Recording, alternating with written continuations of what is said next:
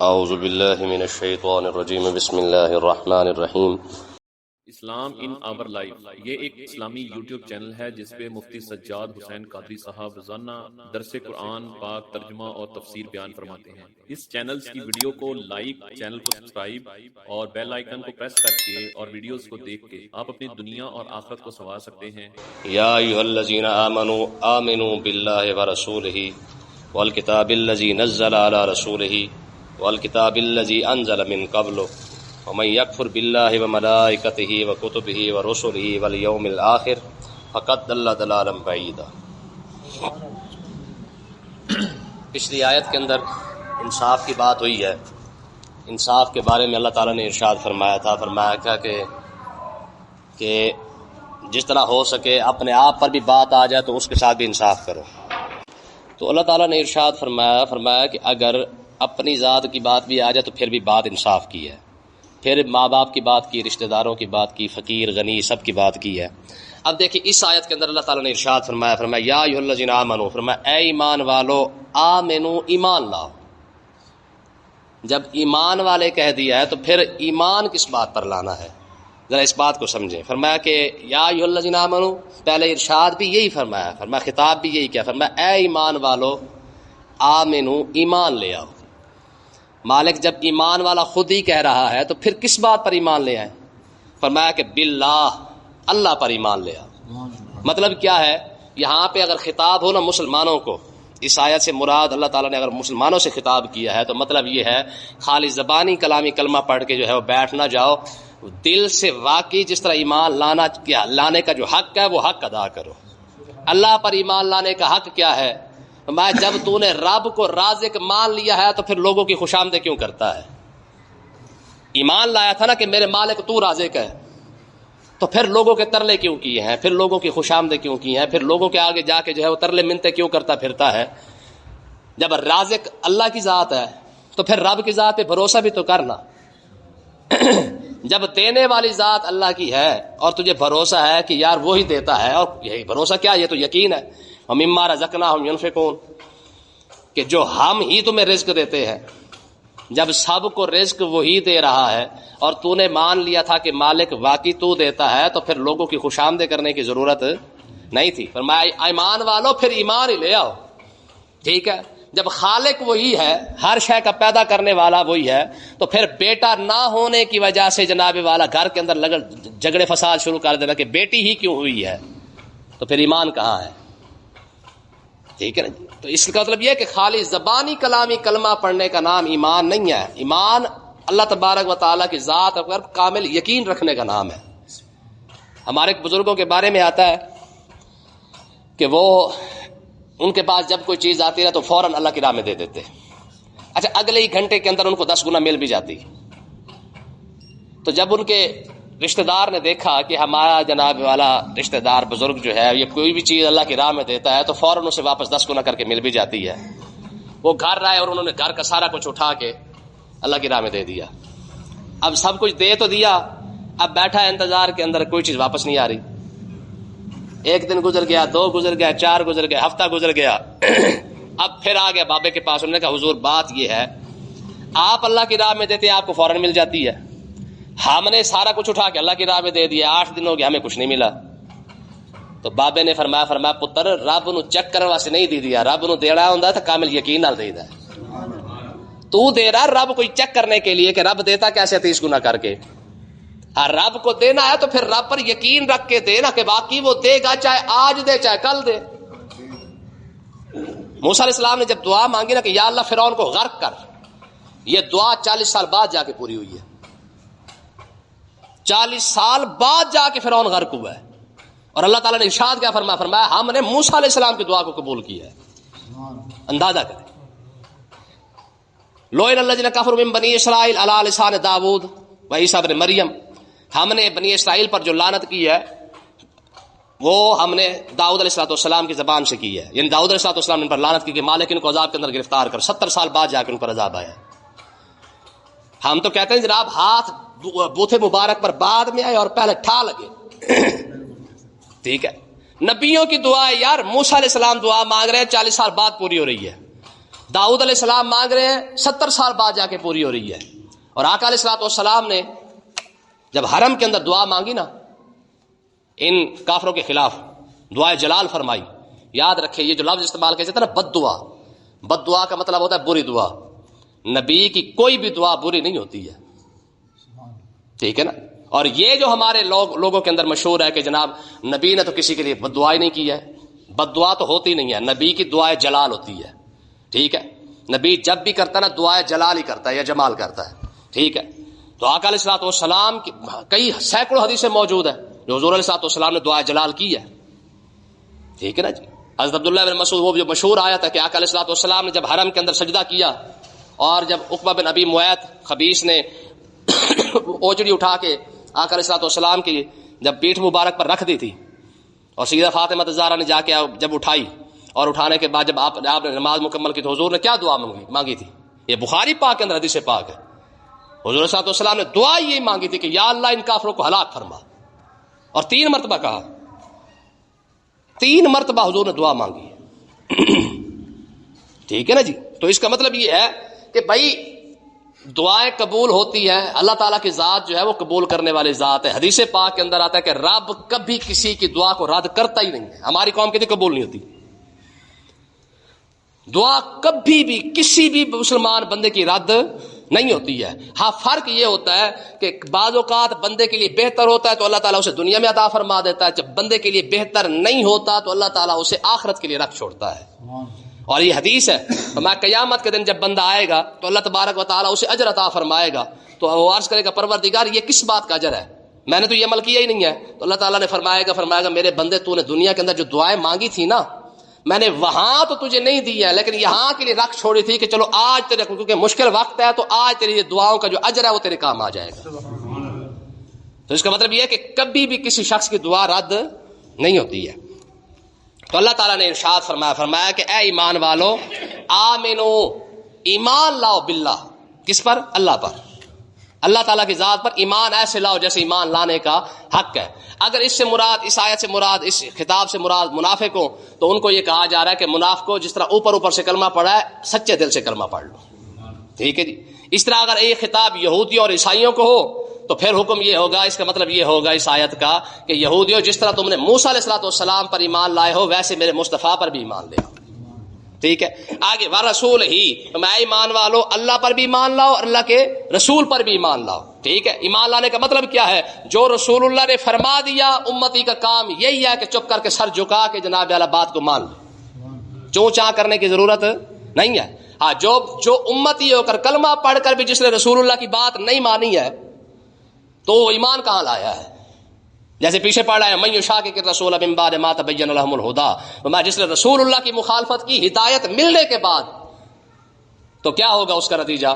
فرمایا نولی ما تولی، فرمایا پھر وہ جدھر جانا چاہتا ہے پھر جائے، پھر ہمیں بھی اس کی ضرورت نہیں ہے، اسلام کو اس کی ضرورت نہیں ہے. تو رسول اللہ پر ایمان لانے کا مطلب کیا ہے؟ یحل لهم الطیبات ویحرم علیہم الخبائث، جو رسول اللہ نے فرما دیا بات ختم. یاد رکھیں یہ قرآن کا فیصلہ ہے کہ ما کان لمؤمن ولا مؤمنۃ اذا قضى اللہ ورسولہ امرا ان یکون لهم الخیارہ، فرمایا کہ کسی مومن مرد کو اور کسی مومن عورت کے لیے یہ جائز ہی نہیں ہے کہ کیا کہ جب اللہ اور اللہ کا رسول کوئی فیصلہ کر دے تو وہ اپنی رائے دینا شروع کر دے. نہیں جی میرا خیال یہ ہے، سوال ہی پیدا نہیں ہوتا ہے. جب شراب حرام ہو گئی تو اب کوئی مسلمان اس میں یہ نہیں کہہ سکتا نہیں جی تھوڑی سی تو جائز ہونی چاہیے. جو بندہ اتنا بھی کہہ دے کہ تھوڑی سی جائز ہو چاہیے بندہ کافر. سود حرام ہو گیا جب اللہ اور اللہ کے رسول نے کر دیا تو بات ختم ہو گئی ہے. چوری حرام ہو گئی تو ہو گئی ہے، ٹھگی حرام ہو گئی تو ہو گئی ہے، ملاوٹ حرام ہو گئی تو ہو گئی، دھوکہ حرام ہے تو ہو گیا. اب پوری امت مصطفیٰ مل کے بھی بندہ یہ جائز ہی نہیں ہے کسی امت کے یہ شخص کو یہ بندہ یہ کہہ دے کہ نہیں جی میرا خیال ہے اتنا تو ہونا چاہیے نا. آپ جانتے ہیں یہ پاکستان کے صدر نے کہا تھا، اس نے کہا جی علماء جو ہے وہ سود پر گنجائش پیدا کریں، مر گیا ہے. یہ پاکستان کے صدر نے کہا تھا کہ علماء سود پر گنجائش پیدا کریں، مطلب کیا کہ تھوڑی سی جائز قرار دے دیں. اندازہ کریں. تو اللہ تعالیٰ نے ارشاد فرمایا والکتاب الذی نزل علی رسولہ، میں ایمان والو جو کچھ ہم نے اپنے رسول پر نازل کیا ہے اس کتاب پر بھی ایمان لے آؤ. بتاؤ کتنا ایمان ہے بحیثیت مسلمان. آج یہ قرآن بحیثیت نظام پورے 55 اسلامی ممالک ہیں، کسی ایک ملک کے اندر بھی نافذ نہیں ہے. یہ بھی خدا کا شکر ہے الحمدللہ، تھوڑی سی افغانیوں کے اندر غیرت موجود ہے، وہاں پہ کچھ نہ کچھ ہے. پوری کتاب بحیثیت مسلمان کسی بھی اسلامی ملک میں ابھی تک نافذ نہیں ہے.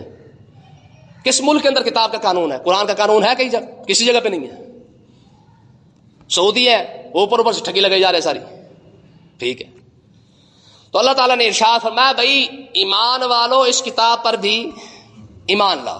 کیا ایمان لانا ہے؟ کہ جو اس قرآن نے کہہ دیا اسی پر عمل کرو، اسی کو مان لو، یہی تمہارا ایمان ہے. اگر کوئی شخص اس کو نہیں مانتا، افتؤمنون ببعض الکتاب وتکفرون ببعض، میں تمہاری حالت تو یہ ہو چکی ہے جو چنگا چوکھا لگے اسے مان لیتے ہیں اور جو چنگا نہ لگے اسے افتؤمنون ببعض الکتاب وتکفرون ببعض، تم کچھ مان لیتے ہو اور کچھ چھوڑ دیتے ہو.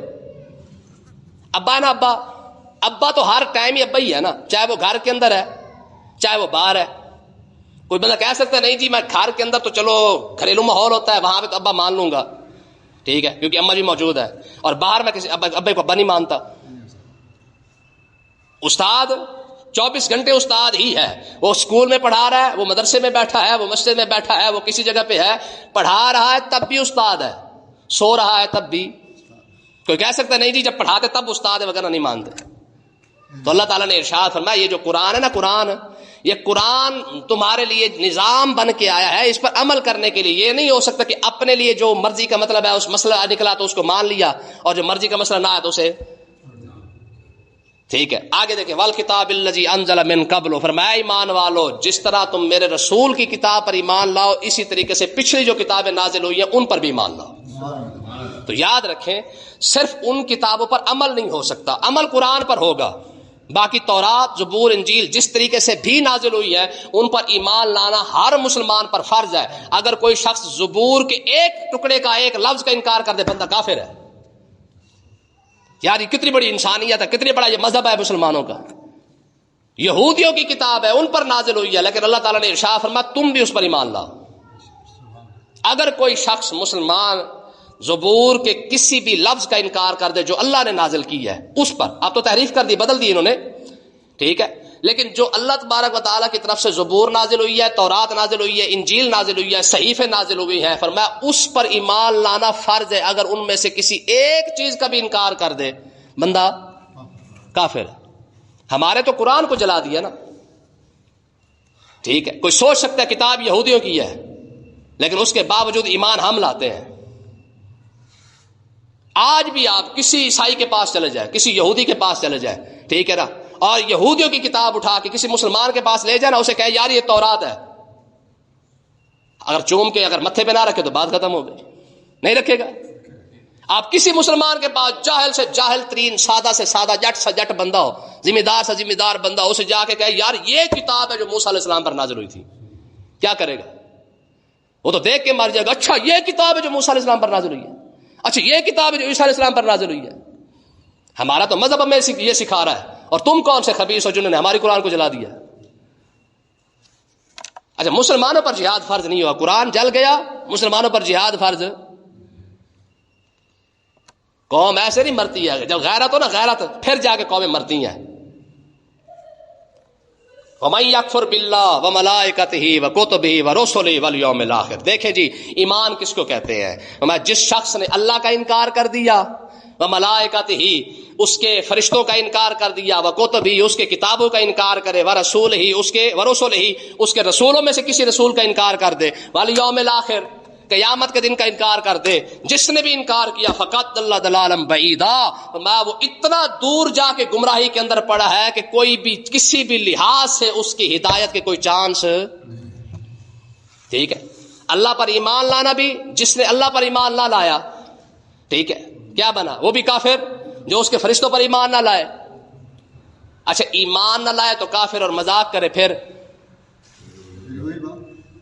فرشتوں کا مذاق اڑانے والا بندہ ہے جی، وہ کتب ہی اس کی کتابوں کا مذاق اڑانے والا. قرآن کا مذاق نہیں اڑایا جاتا.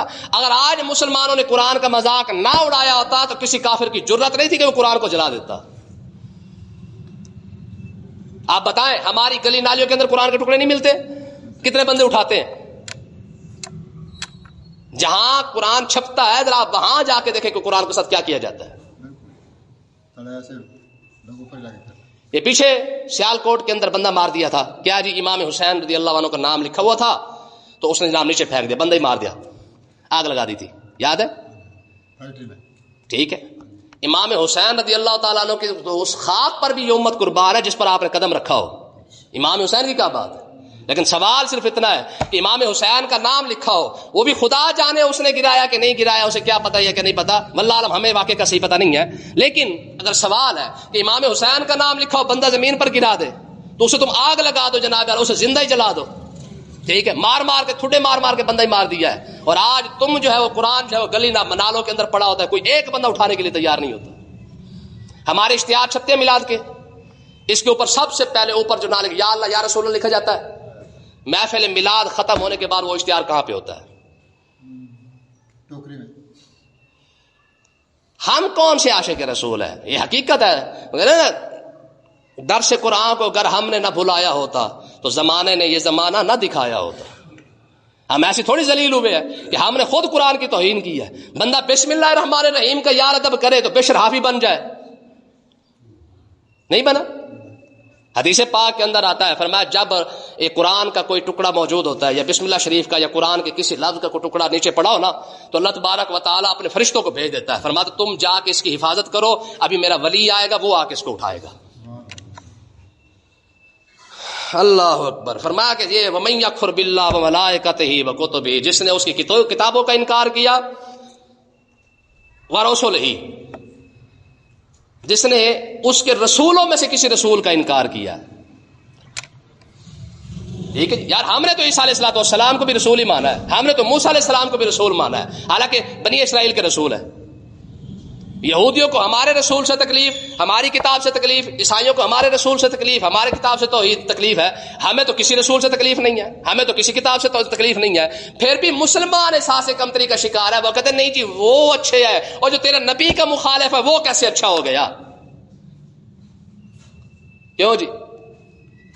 پیو کا مخالف ہو نا بندہ, اپنے پیو کو کسی پیو کا مخالف مل جائے نا, اپنے باپ کا مخالف, بندہ اسے منہ نہیں لگاتا کہ یہ میرے باپ کے ساتھ بدتمیزی کرتا ہے. ایسے ہوتا کہ نہیں ہوتا؟ یار ہمارے باپ کیا, ہمارے خاندان کیا, ہماری ماں کیا, ہمارے خاندان کیا, ہماری نسلیں کیا, یہ پوری کائنات کیا. ٹھیک ہے, آقا علیہ الصلوۃ والسلام کے جہاں قدم مبارک رکھا نا, یہ ساری کائنات مل کے بھی اس خاک کے برابر نہیں ہو سکتی ہے. علماء نے یہ مسئلہ لکھا ہے, وہ کہتے ہیں جہاں رسول اللہ خود تشریف فرما ہے, اس وقت آقا علیہ الصلوۃ والسلام کا جسم مقدس جہاں تشریف فرما ہے, وہ جگہ عرش الہی سے زیادہ افضل اور اعلیٰ ہے. ٹھیک ہے, ابے کا غدار ہو تو بندہ اس کا منہ نہیں لگاتا ہے, اور رسول اللہ کے ساتھ یہودی اور عیسائی مل کے غداری کر رہے ہیں اور تمہارے لیے سارے مخلص ہو گئے. یہ چھوٹا گنجا شباز شریف یا بھی جا کے مکرون شکرون سے مل کے آیا نا کتے کو, اور اس کے سینے پہ ہاتھ رکھ کے کھڑا ہوا تھا. ہمیں جتنے ملے ہیں سارے کے سارے غداری ملے ہیں. ٹھیک ہے, تو اللہ تعالیٰ نے ارشاد فرمایا یکفر باللہ وملائکتہ وکتبہ ورسلہ, جو اس کے اللہ کا انکار کرے, اللہ کے فرشتوں کا انکار کرے, وکتبہ, اللہ کی کتابوں میں سے کسی کتاب کا انکار کر دے, ورسلہ, اللہ کے رسولوں میں سے کسی رسول کا انکار کر دے, والیوم الاخر, قیامت کے دن کا انکار کر دے. مذاق اڑانا انکار کرنے سے زیادہ کفر ہے. آپ کو پتا ہے, ایک بندہ نہیں مان رہا کافر ہے, اور ایک بندہ مذاق اڑا رہا ہے باقاعدہ, بتاؤ اس کا کیا بنے گا؟ یہ آگے آ رہا ہے. فقط اللہ دلالم بعیدہ, رب نے ارشاد فرمایا وہ بندہ جو اللہ اور اللہ کے رسول کتابوں کے جو مذاق اڑائے, جو بندہ انکار کرے, وہ بندہ کبھی ہدایت پر نہیں آ سکتا ہے. آج دیکھ لے اس قوم کو قرآن سنا سنا کے تھک جائے, اس قوم کو ہدایت نہیں ملتی ہے. کیوں؟ کیونکہ اس قوم نے اپنے دین کا خود مذاق اڑایا ہے. ہدایت ہمیشہ اسے ملتی ہے جو ہدایت کا طالب ہوتا ہے. حضرت کیا نام ہے سلیمان فارسی رضی اللہ تعالیٰ عنہ کہاں سے چلے ہیں جی؟ بابے کی 250 سال عمر ہے سلیمان فارسی رضی اللہ عنہ کی, کم و بیش 250 سال عمر ہے, اور 120 سال تو انہوں نے کفر کے اندر گزارے ہیں, صرف ہدایت کو ڈھونڈتے ڈھونڈتے دعائیں مانگا کرتے تھے کہ یا اللہ مجھے سیدھے راستے کی ہدایت عطا فرما. سلمان فارسی کی آپ ہسٹری پڑھ کے دیکھیں, ان کی زندگی پڑھ کے دیکھیں, انہوں نے پتہ نہیں کتنے راہبوں کی جا کے خدمتیں کی. کیوں؟ اس وجہ سے کہ شاید خدا مل جائے. آخر ڈھونڈتے ڈھونڈتے ڈھونڈتے ڈھونڈتے یار آخر کہاں اللہ تعالیٰ نے ان کی محنت کا صلہ کیا دیا ہے کہ اب اگر رب نے ملایا بھی صحیح تو امام الانبیاء کے ساتھ جا کے ملاقات کروائی ہے. جو ہدایت کو طلب کرتا ہے رب اسی کی محنت کا ضائع نہیں کرتا ہے. اور ہدایت نہیں ملی تو ابو جہل کو نہیں ملی ہے, ابو لہب کو نہیں ملی. کیوں؟ کیونکہ وہ ہدایت لینا نہیں چاہتے تھے. رشتہ داری بھی ہے, گھر کا ماحول ہے یار. مکے کے اندر نبی آخر الزمان اور کلمہ پڑھے سلمان فارسی آ کے, کلمہ پڑھ جائے بلال آ کر, کلمہ پڑھ جائے شعیب رومی آ کے, ابو جہل کہاں مر گیا, ابو لہب کہاں مر گیا. کیوں؟ کیونکہ اسلام کا طریقہ کار یہ نولی ہے ما تولا, فرمایا جو اسلام کی چاہتا ہے ہدایت چاہتا ہے اسلام اسے ہدایت دے دیتا ہے. جو ہدایت نہیں چاہتا اسلام کو کسی بندے کی ضرورت ہے. ہاں والذین جاہدوا فینا لنہدینہم سبلنا, فرمایا اگر تم ہدایت لینے آؤ تو کریں گے کیا؟ فرمایا لنہدینہم سبلنا, ہم تجھے خود رستے دکھاتے جائیں گے. شرط یہ کہ تیری نیت ہو, تو ہدایت لینا چاہتا ہے پھر رستہ دکھانا رب کے ذمہ ہے. یہ ابھی یہ حج ہوا نا اس سال, ایک پادری کو ویڈیو بڑی وائرل ہوئی ہے, وہ کہتا جی مطلب ہے کہ میں نے 15 سال تو میں نے چرچ کے اندر گزارے ہیں, 15 سال. کہتے 1 لاکھ سے زیادہ بندہ جو ہے وہ میرا جو ہے وہ پیروکار ہے. کہتے جی اللہ تعالیٰ نے مجھے ہدایت عطا فرمائی ہے, تڑپ تھی کہ یار مجھے خدا مل جائے. کہتا ہے کہ بس اب یہ بات کیونکہ میرے دل کے اندر تھی, 15 سال میں چرچ کے اندر پادری رہا اور سارا کچھ کرتا بھی رہا. اللہ تعالیٰ نے مجھے ایسی ہدایت عطا فرمائی ہے, رات کو مجھے خواب آیا ہے تو کسی نے مجھے کہا کہ سفید کپڑے جو پہنتے ہیں ان کے ساتھ مل جا. ٹھیک ہے, ہدایت کی تڑپ ہونا تو 15 سال چرچ کی عبادت کرنے والے پادری کو بھی اللہ تعالیٰ ہدایت عطا فرما دیتا ہے. اور ہدایت کی تڑپ نہ ہو تو بے شک چاہے رسول اللہ کے پیچھے نماز بندہ پڑھ رہا ہو تو پھر بھی عبداللہ بن ابی بن جائے, منافق بن جائے. آقا علیہ الصلوۃ والسلام کے ساتھ رشتہ داری ہونے کے باوجود بندہ ابو جہل بن جائے. تو اس لیے نا آج ہم کیوں ذلیل ہو رہے ہیں؟ کیونکہ ہمیں ہدایت, ہم چاہتے ہیں کہ ہمیں مفت کے اندر کوئی آئے پکا کے ہمارے منہ میں ڈال کے جائے. میرے پاس کتاب پڑھی ہے لائبریری کے اندر, ہمیں خدا کیسے ملا. آپ یقین کریں جگرا چاہیے اس کتاب کو پڑھنے کے لیے. ساری عورتوں پر ہے, 100 غالباً ایک عورت ہے یا 110 عورتیں اس کے اندر, یعنی عورتوں کی جو ہے وہ انہوں نے اکٹھا کیا کہ عورتوں نے کلمہ کیسے پڑھا ہے. بڑی بڑی عورتوں نے, فلم سٹار ہے, انڈسٹری کے اندر ہے, سارے کچھ ہے. ٹھیک ہے نا, کسی کی 10 سال کی محنت ہے, کسی کی 20 سال کی محنت ہے, کسی کی 40 سال کی محنت ہے. اتنی ریسرچ کرنے کے بعد یار انہوں نے کلمہ پڑھا ہے. اور ہمیں پتہ ہے نا کہ جناب اللہ گود میں بعد میں پہلے مولوی نے پھوکا مار دینا حی علی الصلاۃ حی علی الفلاح کا, بعد میں جب مرنا ہے تو مولوی نے جا کے اللہ اکبر اللہ اکبر کر دینا ہے. اللہ خیر سے ہم پکے ٹھکے جنتی ہو گئے. اللہ تعالیٰ ہدایت عطا فرمائے.